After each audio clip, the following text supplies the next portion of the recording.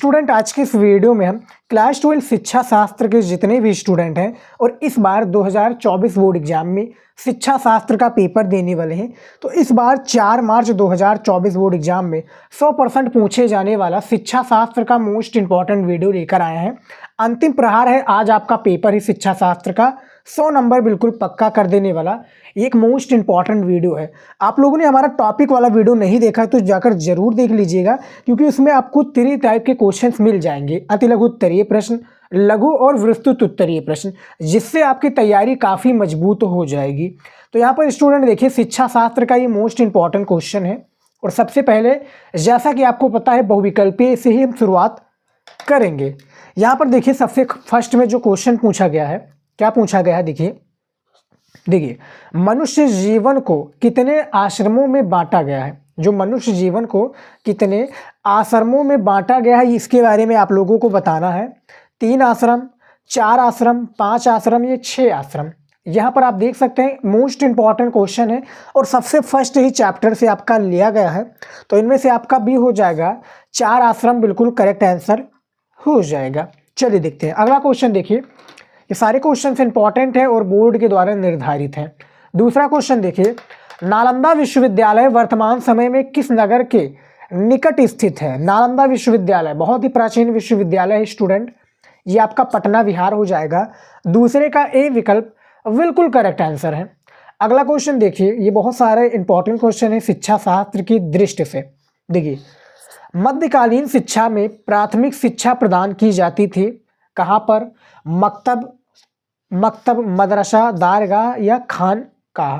तो मकतब पर टिक लगा दीजिएगा जब ये क्वेश्चन आए, तो मकतब आपका राइट आंसर हो जाएगा। चलिए देखते हैं अगला क्वेश्चन। देखिए ये सारे क्वेश्चन स्टूडेंट बहुत ही ज़्यादा इंपॉर्टेंट हैं और खासकर पेपर में तो पूछा ही जाएगा। हमने बहुत सारे इंपॉर्टेंट महातांडव क्लास आपने नहीं देखा है तो जाकर जरूर देखिएगा, काफ़ी ज़्यादा इंपॉर्टेंट है आप लोगों के लिए। 4 नंबर क्वेश्चन देखिए, वुड एवर्ट रिपोर्ट किस सन में प्रस्तुत की गई। जो वुड एवर्ट रिपोर्ट है ये किस सन में प्रस्तुत की गई इसके बारे में बताना है। ए आपका सन 1935 में, बी सन 1936 में, सी 1937 में या डी सन 1939 में। तो 4 नंबर का जो राइट आंसर हो जाएगा सी बिल्कुल करेक्ट आंसर हो जाएगा। सन 1937 इसका राइट आंसर हो जाएगा। अगला क्वेश्चन देखिए स्टूडेंट, यहाँ पर 5 नंबर क्वेश्चन देखिए, SSA प्रारंभ हुआ यानी सर्व शिक्षा अभियान, इसका फुल फॉर्म याद रखिएगा, सर्व शिक्षा अभियान हो जाएगा स्टूडेंट, जो कि प्रारंभ हुआ कब हुआ था। ये आपका हुआ था 2001 में। 5वें का आपका वी राइट आंसर हो जाएगा, जो कि वी ऑप्शन बिल्कुल करेक्ट है आप लोगों का। अगला क्वेश्चन देखिए, ये बहुत ही ज़्यादा इंपॉर्टेंट क्वेश्चन है और आपके बोर्ड एग्जाम के लिए तो बहुत ही ज़्यादा इंपॉर्टेंट है। देखिए 6 नंबर क्वेश्चन है, मालवीय जी का जन्म हुआ था कहाँ पर हुआ था। प्रयाग, यहाँ पर देखिए प्रयाग, बनारस, मथुरा या हरिद्वार। प्रयाग आपका इलाहाबाद में आता है, तो मालवीय जी का जो जन्म हुआ था डियर स्टूडेंट वो आपका प्रयाग इलाहाबाद में हुआ था। 6 का आपका वी बिल्कुल करेक्ट आंसर है। अगला क्वेश्चन देखिए 7 नंबर, डॉक्टर एनी बेसेंट, यहाँ पे देखिए एनी बेसेंट जी हो जाएंगे, एनी बेसेंट थियो, यहाँ पे देखिए थियोसोफिकल सोसाइटी की अध्यक्ष चुनी गई, किस सन में चुनी गई ये आप लोगों को बताना है। अंतिम प्रहार है स्टूडेंट, अंतिम प्रहार। पेपर आपको आज है और ऑल द बेस्ट, अच्छे से पेपर दीजिएगा। जितना भी हमने पढ़ाया सारी चीज़ें आपके पेपर में पूछा जाएगा। महातांडव क्लास नहीं देखा तो ज़रूर देख लीजिएगा और आप लोग क्या है पेपर को अपना ज़रूर भेज दीजिएगा। आप लोग क्या जब आपका पेपर हो जाए तो पेपर ज़रूर आप लोग हमारे इंस्टाग्राम आईडी पर शिवम स्टडी जो नॉलेज है उस पर आप सर्च कीजिए इंस्टाग्राम पर, नहीं तो लिंक मैंने डिस्क्रिप्शन में दे रखा है, वहाँ पर आकर क्या है पेपर को ज़रूर सेंड कर दीजिएगा और ये बताइएगा पेपर कैसा गया आप लोगों का। कमेंट में बताइएगा, सारी चीज़ों को हमने पढ़ा रखा है, सारे का मैं आंसर आपको दिखाऊंगा।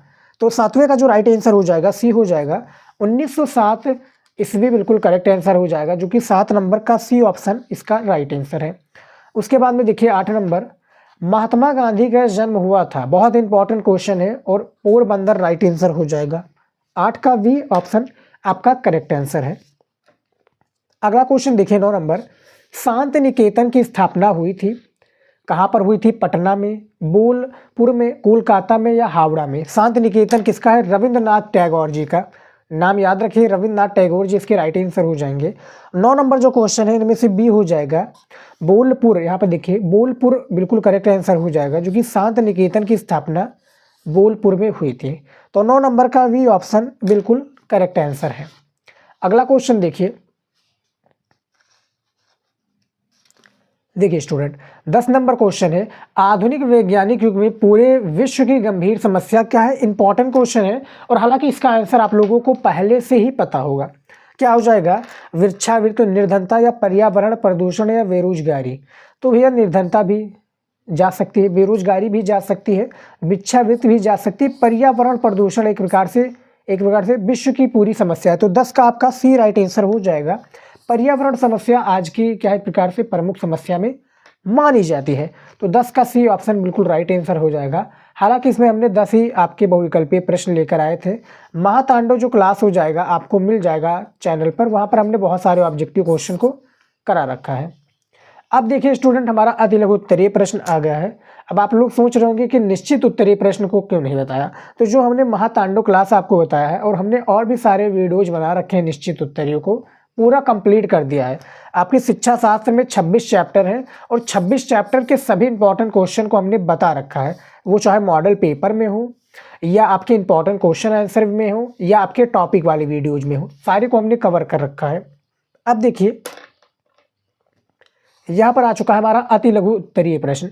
क्या आ चुका है डियर स्टूडेंट, अति लघु उत्तरीय प्रश्न, जो कि काफ़ी ज़्यादा इंपॉर्टेंट है। सबसे फर्स्ट क्वेश्चन देखिए क्या पूछा गया है, उपनयन संस्कार से आप क्या समझते हैं। उपनयन संस्कार आपका फर्स्ट क्वेश्चन है, फर्स्ट चैप्टर से लिया गया। फर्स्ट चैप्टर का क्या नाम है, प्राचीन कालीन भारतीय शिक्षा। उससे लिया गया क्वेश्चन है कि उपनयन संस्कार से आप क्या समझते हैं। देखिए उपनयन संस्कार या जनेऊ संस्कार, इसको क्या जनेऊ संस्कार भी कहते हैं, या यहाँ पर देखिए मुज्जी बंधन संस्कार एक धार्मिक संस्कार है जो कि गुरुकुल में प्रवेश, यानी जो बालक वैदिक काल में गुरुकुल में प्रवेश लेते थे, लेने के लिए अनिवार्य होता था। ये संस्कार प्रायः 8 से 12 वर्ष के बीच में होता है।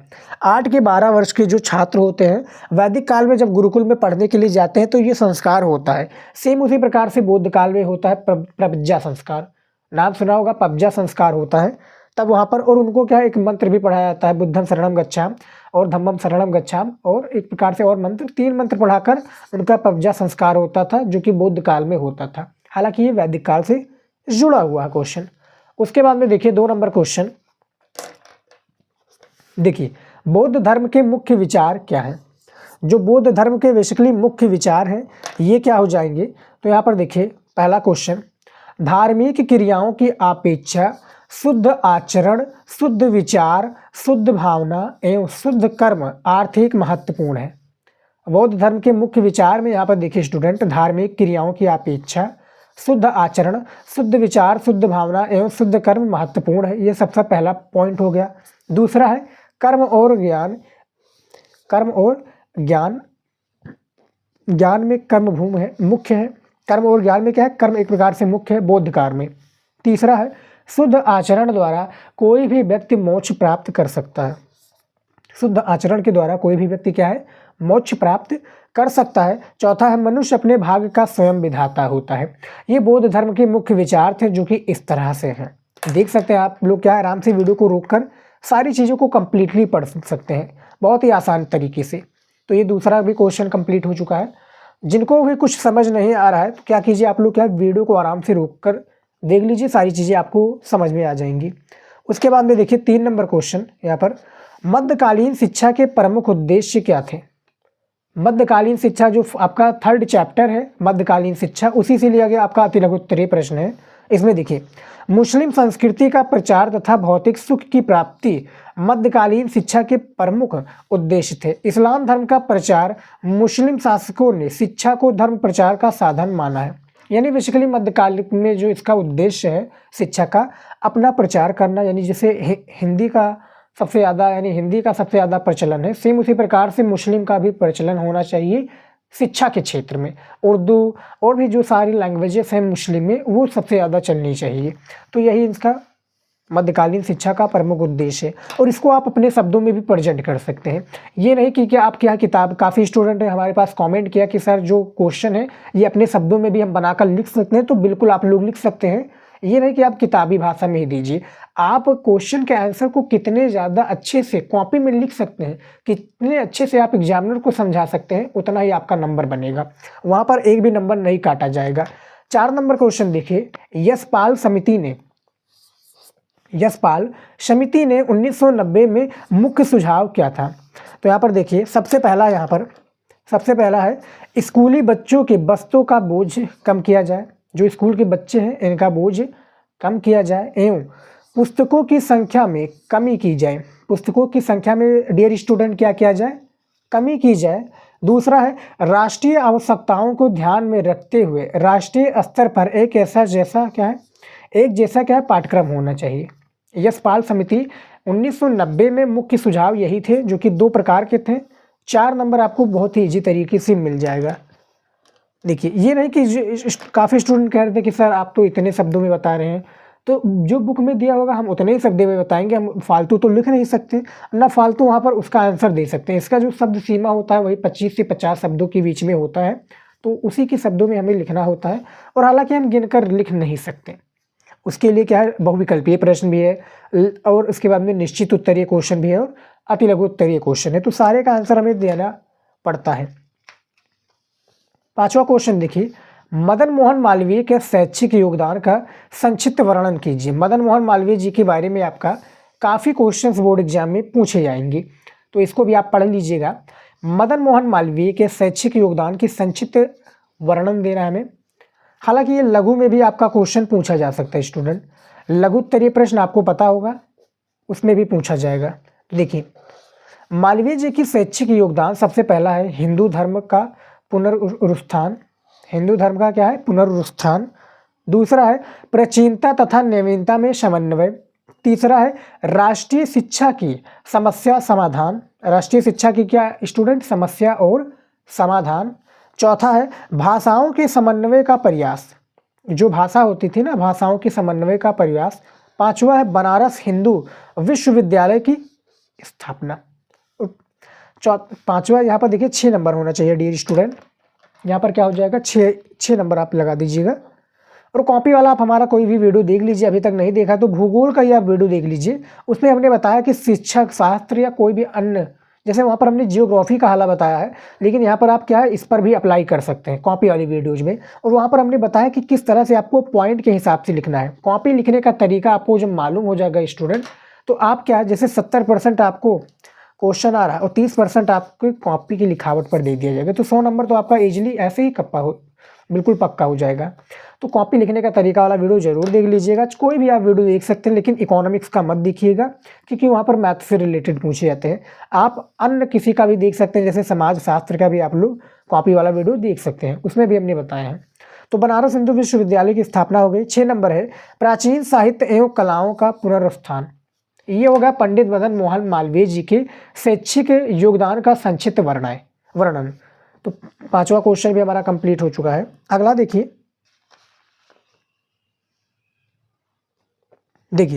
6 नंबर क्वेश्चन है स्टूडेंट, महात्मा गांधी के अनुसार शिक्षा के किन्हीं 4 उद्देश्यों का उल्लेख कीजिए। महात्मा गांधी जी के अनुसार क्या है, हमें 4 शिक्षा के उद्देश्यों का वर्णन करना है। देखिए सबसे पहला है जीविकोपार्जन का उद्देश्य, दूसरा है सांस्कृतिक उद्देश्य, तीसरा है पूर्ण विकास का उद्देश्य और चौथा है नैतिक तथा चारित्रिक विकास आदि। ये क्या जीविकोपार्जन का उद्देश्य, जो कि सांस्कृतिक उद्देश्य, पूर्ण विकास का उद्देश्य और नैतिक तथा चारित्रिक विकास भी शामिल है। तो 6 नंबर क्वेश्चन का भी राइट आंसर आप लोग देख सकते हैं किस तरह से है। हालांकि क्या मैं ज़्यादा फास्ट बोल रहा हूँ, आप लोग वीडियो को आराम से रुक कर देख लीजिएगा। इंपॉर्टेंट क्वेश्चन है और बहुत सारे हमने शिक्षा शास्त्र के इंपॉर्टेंट क्वेश्चन आप लोगों को बता दिए हैं। ज़्यादा से ज़्यादा आप लोग पेपर भी सॉल्व करके जाइएगा, जो मॉडल पेपर है उसके बाद में क्या इंपॉर्टेंट क्वेश्चन भी तैयार कर लीजिए। टॉपिक वाला वीडियो नहीं देखा है तो जाकर जरूर देख लीजिएगा, जो कि हमने स्टोरी पर अभी इंस्टाग्राम के स्टोरी पर भी लगा रखा हूँ। वो टॉपिक वाला वीडियो सबसे ज़्यादा इंपॉर्टेंट है। क्वेश्चन बैंक आपका होगा तो उसका आंसर आपको मिल जाएगा टॉपिक वाले में। 7 नंबर क्वेश्चन देखिए, विश्व भारती का संक्षिप्त परिचय दीजिए। विश्व भारती किसके है? रविन्द्रनाथ टैगोर जी का। तो रविन्द्रनाथ टैगोर के जो विश्व भारती पर हमें संक्षिप्त परिचय देना है, आंसर के साथ में हम बताएंगे और आप देखिएगा। इसका आंसर है इसी तरीके से आपको लिखना है। देखिए गुरुदेव रविंद्रनाथ टैगोर का सबसे महत्वपूर्ण कार्य शांति निकेतन नामक शिक्षण संस्था की स्थापना है। भारतीय जनजीवन में नवजागरण विकसित करने में इस संस्था का योगदान बहुत महत्वपूर्ण है। नवजागरण विकसित करने में इस संस्था का योगदान जो है डियर स्टूडेंट बहुत महत्वपूर्ण है। विश्व भारती कोलकाता महानगर से 165 किलोमीटर उत्तर बोलपुर रेलवे स्टेशन के निकट पश्चिमी बंगाल में स्थित विश्व भारती, ये संक्षिप्त परिचय है। जो 7 नंबर क्वेश्चन है देख सकते हैं किस तरह से दिया हुआ है, इसका भी आंसर हमने दे दिया है। अगला देखिए 8 नंबर क्वेश्चन क्या पूछा गया है, प्रदूषण रोकने के विभिन्न उपायों की विवेचना कीजिए। प्रदूषण को रोकने के लिए हमें क्या है, विभिन्न जो उपाय सूझते हैं, समाधान हमें बताना है भैया। क्या बताना डियर स्टूडेंट, समाधान बता देंगे, सारी चीज़ें क्लियर हो जाएंगी। देखिए पॉइंट के थ्रू बताया गया है और यही सबसे बेस्ट तरीका होता है एग्जामिनर को इम्प्रेस करने का। पॉइंट के हिसाब से जब बताते हैं तो इस तरह से आप लोग लिखिएगा 1 2 3 4 5, इस तरह से जब लिखेंगे तो एक प्रकार से सीरियल वाइज आप क्वेश्चन का आंसर दे रहे हैं। आंसर देखिए सबसे पहला है, रिहायशी और औद्योगिक इलाकों में बड़े पैमाने पर वृक्षारोपण तथा उनका संरक्षण किया जाए। ये नहीं कि वृक्षारोपण करके छोड़ दिया जाए, उनका देखभाल किया जाए, उनको पानी, जब पानी चाहिए आवश्यकता, जिस तरह से हम खाना पीना खाते हैं वगैरह ना, रोज़ हमारा रूटीन होता है, सेम उनका भी रूटीन होना चाहिए ताकि वो बड़े और पर्यावरण की प्रदूषण को कम करने में एक प्रकार से सहायता करें। दूसरा है वनों की कटाई पर प्रतिबंध, यानी आप लोग देख रहे होंगे काफ़ी पेड़ वगैरह कट रहे हैं, तो इस पर क्या प्रतिबंध लगा जाए कि ये वन ना कटें। तीसरा है पर्यावरण तथा प्रदूषण कानूनों का सख्ती से पालन किया जाए। जो पर्यावरण तथा प्रदूषण से कानूनों को सख्ती से पालन किया जाए, यानी कि भैया आप जहाँ पर देखा है तो प्रदूषण हमारा फैलाने लगे, उसके लिए सख्त कानून होना चाहिए कि भैया यहाँ पर प्रदूषण करना मना है, इसके लिए इतना आपको क्या है एक प्रकार से भरपाई करना पड़ सकता है। 4 नंबर है पर्यावरण में शोध परियोजनाएं चलाई जाएं। जो पर्यावरण है इसमें जो शोध क्या है परियोजनाएं चलाई जाएं, तो ये प्रदूषण के रोकने के विभिन्न उपायों की विवेचना है, जो कि आप देख सकते हैं 8 नंबर क्वेश्चन में भी हमने बता दिया है। अगला देखिए क्वेश्चन 9 नंबर, यहाँ पर देखिए आपदाओं से आप क्या समझते हैं, ये भी पूछा जाएगा, लेकिन यहाँ पर आपदाओं के प्रकारों के नाम बताना है हमें। आपदा कितने प्रकार के होते हैं, बेसिकली यहाँ पर देख सकते हैं 2 भागों में बांटा गया है। आपदाओं को समानता 2 भागों में बांटा जा सकता है। यहाँ पर देखिए सबसे पहला है प्राकृतिक आपदाएं। प्राकृतिक आपदाएं के अंतर्गत देखिए जैसे भूस्खलन, भूकंप, बाढ़, सूखा, बादल का फटना, चक्रवाती तूफान या समुद्री लहरें आदि, ये आपका प्राकृतिक आपदाएं आ जाती हैं। मानवकृत आपदा में देखिए जैसे आग, दुर्घटनाएं, आतंकवाद, रासायनिक एवं औद्योगिक दुर्घटनाएं, महामारियां आदि ये मानवकृत आपदा हैं। तो दोनों में आप आपदाएं के बारे में देख सकते हैं, क्या है प्राकृतिक आपदा है, एक मानवकृत जो कि मानव हम जैसे लोगों के द्वारा ही फैलाया जाता है। तो इसको भी हमने आपदा के प्रकारों के बारे में बता दिया है और इसको आप अपने शब्दों में भी प्रेजेंट कर सकते हैं। उसके बाद में देखिए डियर स्टूडेंट 10 नंबर क्वेश्चन, सार्वभौमिक प्राथमिक शिक्षा का क्या तात्पर्य है। जो सार्वभौमिक प्राथमिक शिक्षा, इसका हमें तात्पर्य बताना है कि तात्पर्य क्या है। देखिए देश के 6 से 14 वर्ष की आयु वर्ग के सभी बालक बालिकाएं, देश के जो 6 से 14 वर्ष की आयु वर्ग के सभी बालक बालिकाओं को प्राथमिक शिक्षा के अवसर उपलब्ध कराना, प्राथमिक शिक्षा के क्या है अवसर को उपलब्ध कराना सार्वभौम प्राथमिक शिक्षा कही जाती है। इस हेतु यहाँ पर देखिए, इस हेतु संपूर्ण साक्षरता कार्यक्रम एवं जिला प्राथमिक शिक्षा संचालित किया जाए। ये सार्वभौमिक क्या है शिक्षा का एक प्रकार से अर्थ है। 11 नंबर क्वेश्चन देखिए, शैक्षिक स्तर के निम्न होने के कौन कौन से कारण हैं। जो शैक्षिक स्तर है इसके निम्न होने के हमें कारण बताना है। देखिए सबसे पहला छात्र संख्या में वृद्धि, दूसरा है शिक्षकों की समस्याओं का समाधान न होना, तीसरा है विद्यालयों की नियुक्तियों में भ्रष्टाचार, चौथा है दोषपूर्ण शिक्षण पद्धतियाँ, पांचवा है शिक्षा का व्यापारीकरण। ये शैक्षिक स्तर के लिए निम्न होने का एक प्रकार से कारण है। उसके बाद में देखिए 12 नंबर क्वेश्चन, जनसंख्या शिक्षा से अर्थ और उद्देश्यों के बारे में बताना। तो यहाँ पर सिर्फ आप अर्थ जान लो।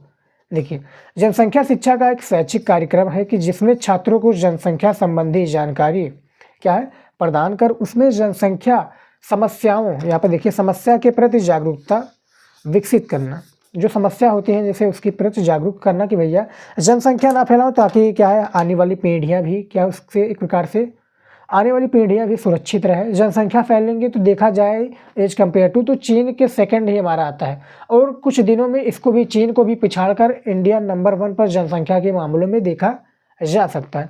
तो ज़्यादा जनसंख्या के प्रति लोगों को जागरूक करना चाहिए, और जो क्या एक प्रकार से इसके लिए जो बालिकाएं हैं उनका जो विवाह के लिए योग्य हैं उनका न्यूनतम आयु बढ़ा दिया जाना चाहिए। तो ये जनसंख्या शिक्षा का अर्थ है। यहाँ पर देख सकते हैं स्टूडेंट, हमने 12 आपको अति लघु उत्तरीय क्वेश्चन बताए हैं, 10 आपको बहुविकल्पीय प्रश्न बताए हैं जो कि मोस्ट इंपॉर्टेंट है। तो इस वीडियो में स्टूडेंट इतना ही। आप लोग हमारा इंपॉर्टेंट टॉपिक वाला वीडियो जरूर देखिएगा।